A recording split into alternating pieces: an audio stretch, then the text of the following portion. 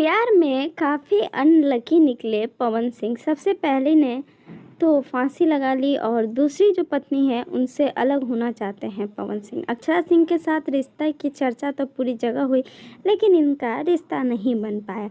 इन सब चीज़ों के बावजूद पवन सिंह की पत्नी ज्योति सिंह ने कुछ ऐसा पोस्ट कर दिया है सोशल मीडिया पे कि अपनी ज़िंदगी जीने का नज़रिया ही सब बदल डालेंगे। जी हाँ, ज्योति सिंह ने कुछ ऐसा ही लिखा है।